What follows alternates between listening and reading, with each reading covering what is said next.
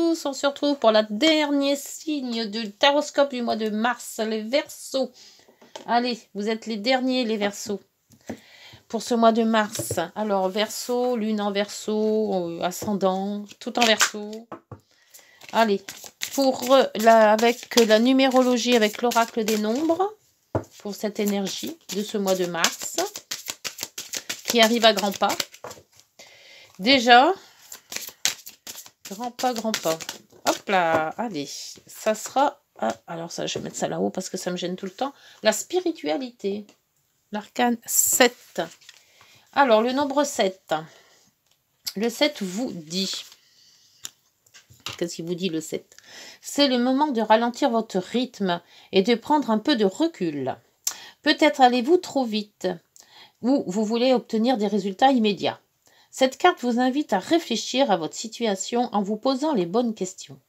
Vous pourriez éventuellement entamer une thérapie ou commencer à pratiquer la méditation. Ouais, un souffle, on y va doucement. Acceptez les blocages et les retards dans votre projet car ils ne sont que temporaires et ils vous feront du bien, les blocages. Comme ça au moins, ça vous permet de souffler. Allez, c'est parti pour la guidance. Allez, Verseau, lune en Verseau, ascendant Verseau pour mars 2023, s'il vous plaît, avec le tarot de Marseille, les 12 maisons. Hop. La maison 1, la 2, 3, 4, 5, la 6, la 7, la 8, la 9, la 10, la 11 et la 12.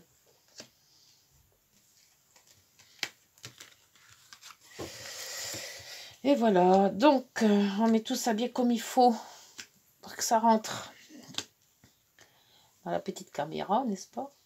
Voilà. En dos, c'est pour vous l'impératrice. L'impératrice, c'est la création.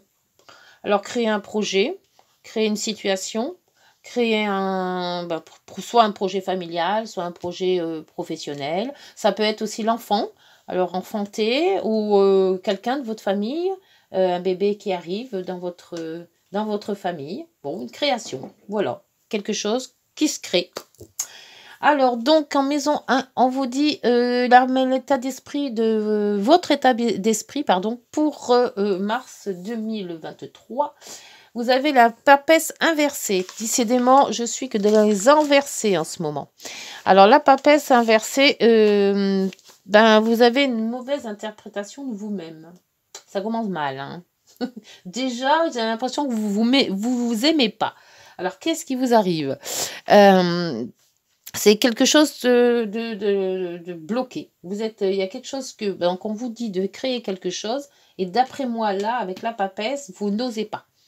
Soit vous n'êtes pas prêt psychologiquement, soit vous n'êtes pas prêt intérieurement, mais ou alors vous êtes mal renseigné, ou voilà, il y a quelque chose. Alors, mettez-vous au vert, comme on dit, et c'est ça qu'on vous dit de vous mettre, vous avez du retard, profitez du retard qui vous est demandé pour justement souffler. Peut-être ça, cette papesse. Arrêtez de ruminer et prenez un petit peu de jours de vacances.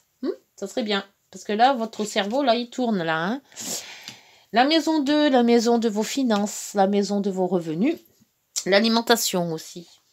Alors la lune, quand elle est dans la partie finance, la maison 2, c'est ni bien ni mauvais. Ça dépend. Il y a autant de rentrées que de sorties. Et il faut faire très attention qu'il n'y ait pas plus de sorties que de rentrées. Hein. Donc là, il faut prendre ça avec des pincettes. Hein. Alors faites très attention à vos finances. Ça peut être bon, c'est pour la clientèle, si vous avez de la clientèle. Mais pour moi, la lune en maison 2, c'est très très flou. Voilà, c'est ni trop ni pas assez, mais c'est très flou. 1, 2, 3, la maison 3. Communication, courrier, contact, rencontre, voyage, frères et sœurs, tout ce qui concerne tout le monde. La tempérance. Alors, la tempérance, vous communiquez, mais sans plus. Alors, je ne sais pas trop ce que vous avez. Hein. Là, vous êtes un peu dans votre monde, là. Hein. Entre l'argent, c'est moyen. Entre la papesse qui vous dit...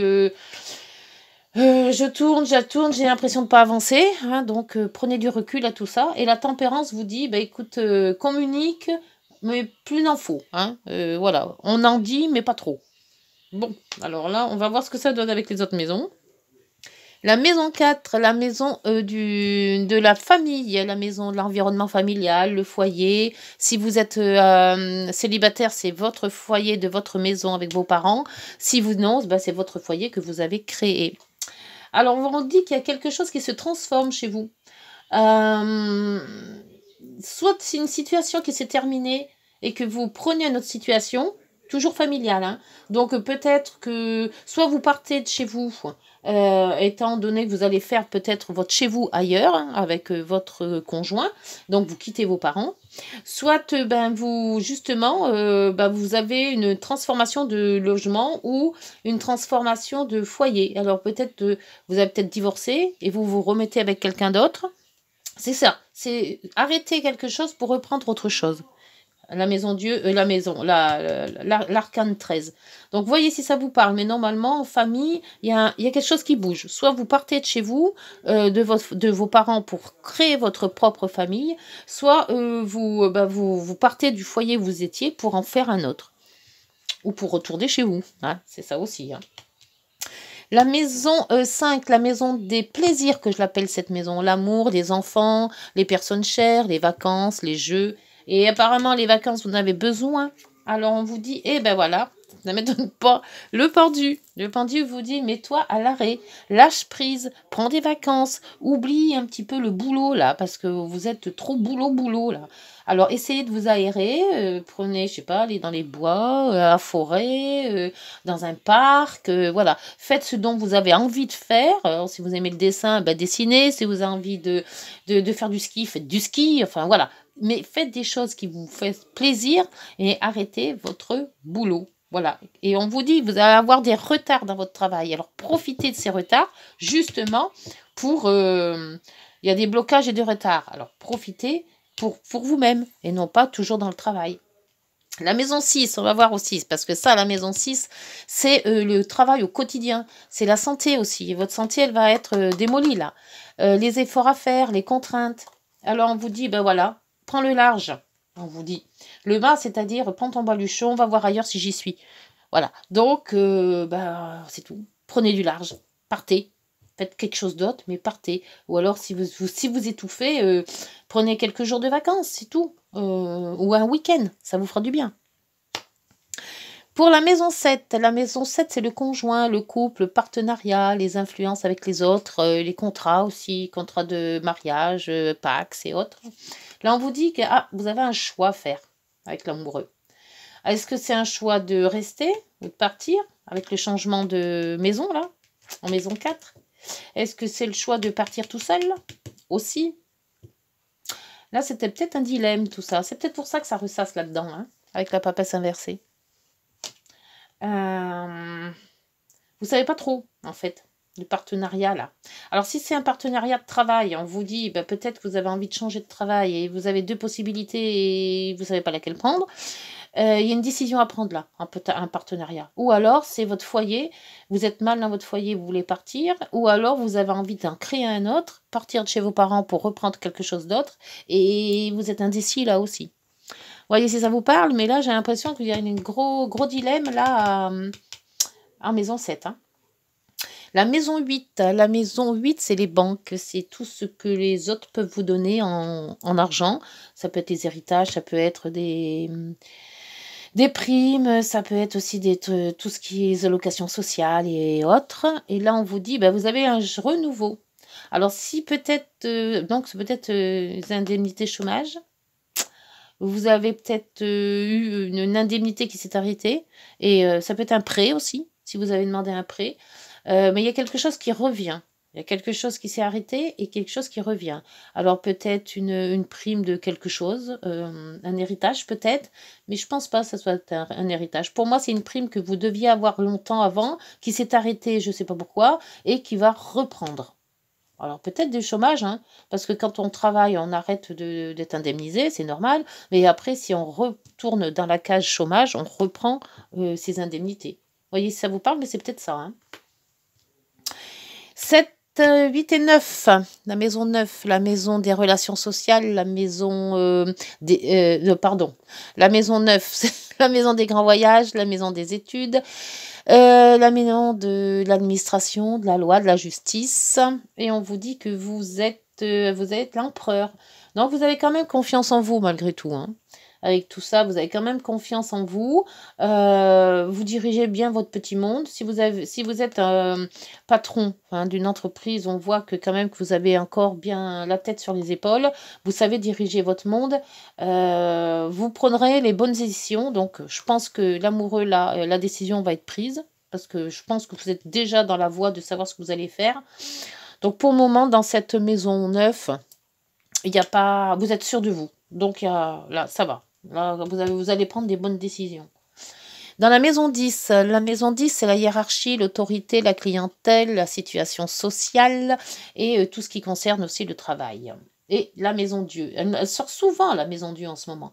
La maison Dieu, c'est ça passe ou ça casse. C'est soit ça passe et c'est bien, ça va être une réussite, vous allez dans le bon sens. Si ça casse, eh bien, on vous dit il faudra tout recommencer, quoi. Ce que vous avez passé, c'est passé. Alors là, ça dépend de vous, ça. Et c'est pour ça que l'empereur est là, en fait. L'empereur a confiance. Et si l'empereur a confiance, évidemment que la maison 4 et la maison 10, avec la tour, ça va bien se concrétiser. Je pense que les décisions que vous allez prendre en maison 7 vont se répercuter immédiatement sur la maison 10. Soit vous en avez marre, vous quittez votre maison 7 et la maison 10 s'arrêtera, puisque c'est social et c'est professionnel. Si vous n'en avez pas marre et que vous vous tenez bon pour faire autre chose, ça marchera aussi. Donc, dans tous les cas, c'est cette décision-là que vous prendrez qui fera répercussion sur les autres. Pour la maison 10, 11, la maison, c'est les amis, c'est les relations sociales, c'est les relations professionnelles, c'est les relations du partenariat, c'est les relations. Et la relation, elle vous dit, la roue tourne, donc vous avancez. Vous avez sûrement peut-être quitté certaines relations, mais vous allez en créer d'autres. Donc voilà, c'est une espèce de changement. Voilà. Il y en a qui vont partir, d'autres qui vont arriver, et peut-être professionnel, hein, puisque là, apparemment, ça doit être professionnel. Donc voilà, il y aura une relation, ça va rentrer, ça va sortir. Voilà. Pour la maison 12, tout ce qui est caché, c'est la spiritualité, c'est tous les lieux fermés comme les hôpitaux, les prisons, les cloîtres, et c'est aussi tout ce qui se porte à votre question intérieure. Là, on vous dit qu'il y a injustice. Là, votre question intérieure, elle doit être, vous devez l'équilibrer. Donc, pas vous prendre trop la tête ici, là, en maison 6, mais pas être trop sûr de vous non plus en maison 9. Donc, voilà, il faut équilibrer les deux. Ne soyez pas trop sûr de vous, mais soyez quand même assez pour pouvoir avancer. Regardez bien ce qu'il faut faire, ne vous lancez pas tête baissée dans vos projets, prenez les décisions qui doivent être prises. Il y a du renouveau chez vous, donc peut-être que ce renouveau, profitez-en si vous retombez dans la cage chômage, justement de vous reposer pour reprendre quelque chose mieux et peut-être bien et à long terme. Si vous avez une décision... Là, on voit qu'on vous dit de vous reposer de toute manière, hein, dans la maison 5, hein, de faire les plaisirs de votre vie. Hein. Donc, la maison 12 vous dit, avec la justice, d'équilibrer. C'est à vous d'équilibrer dans ce que vous ressentez intérieurement. Bon, ben voilà, ben c'est pas mal. C'est bien. Ça a commencé un petit peu mal avec la papesse inversée. Hein. J'ai dit, aïe, aïe, aïe, il va y avoir des hauts, des bas. Mais apparemment, vous arrivez quand même à équilibrer tout ça. On va voir avec les heures miroirs, les conseils, des petites heures miroirs. Les conseils vous disent, mauvaise nouvelle. Oh, tu dois prendre conscience d'un événement qui arrive. Ah, c'est peut-être ça, l'événement qui arrive. Tu dois revoir tes priorités et chercher des conseils pour avancer. Donc, c'est peut-être ça le choix que vous avez à faire en partenariat. Tu dois prendre conscience d'un événement qui arrive. Et l'événement, il arrivera en maison 10. La tour, c'est ça. C'est un événement qui arrive brutalement. Alors, dans le bon sens ou dans le mauvais, ça, il n'y a que vous qui pouvez le savoir. Hein. Et en dos, la bienveillance.